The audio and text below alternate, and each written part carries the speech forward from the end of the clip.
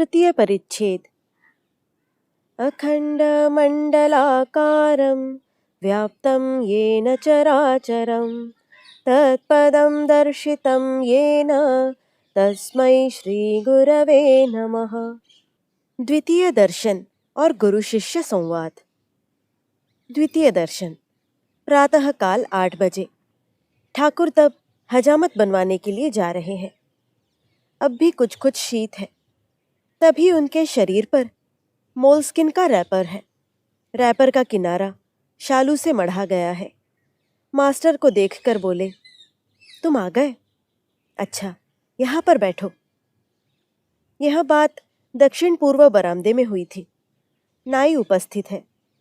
उसी बरामदे में ठाकुर हजामत बनवाने बैठ गए और बीच बीच में मास्टर के साथ बातें करने लगे।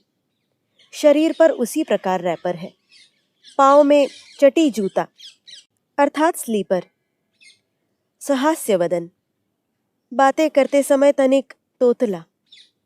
श्री रामकृष्ण मास्टर के प्रति, हाँ जी, तुम्हारा घर कहाँ है? मास्टर, जी कलकत्ता में। श्री रामकृष्ण, यहाँ पर कहाँ आए हो? मास्टर, यहाँ पर बराहनगर में बड़ी दीदी के घर आया हुआ हूँ, ईशान कविराज के मकान में। श्री रामकृष्ण, ओह, ईशान के घर। केशव चंद्र और माँ के निकट ठाकुर का क्रंदन। श्री रामकृष्ण, हाँ जी, केशव कैसा है? बड़ा बीमार हुआ था। मास्टर, मैंने भी सुना तो था, अब शायद ठीक है। श्री रामकृष्ण, मैंने फिर केशव के लिए माँ के निकट नारियल और चीनी की मन्नत मानी थी। पिछली रात को नींद टूट जाती और माँ के पास रोया करता और कहता, माँ, केशव का रोग ठीक कर दो। केशव के न रहने पर मैं कलकत्ता जाकर किसके संग बातें करूँगा।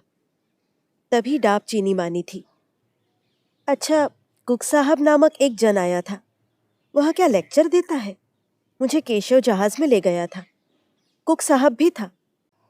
मास्टर, जी मैंने ऐसा सुना तो था, किंतु मैंने उनका लेक्चर नहीं सुना है। मैं उनके विषय में विशेष नहीं जानता। गृहस्थ और पिता का कर्तव्य। श्री रामकृष्ण, प्रताप का भाई आया था, यहाँ पर कई दिन तक था। काज कर्म नहीं, कहता था मैं यहाँ पर रहूँगा। सुना स्त्री, पुत्र, कन्या सबको ससुराल में छोड़ आया है। बहुत से बच्चे हैं। मैंने डांटा, देखो तो लड़के बच्चे हुए हैं, उन्हें क्या फिर उस मोहल्ले के लोग खिलाएंगे, पिलाएंगे, बड़ा करेंगे? लज्जा नहीं आती कि स्त्री बच्चों को कोई और खिलाता है और उन्हें ससुराल में डाल रखा है। मैंने खूब डांटा और काज कर्म खोजने के लिए कहा। तब फिर कहीं यहाँ से जाने को हुआ।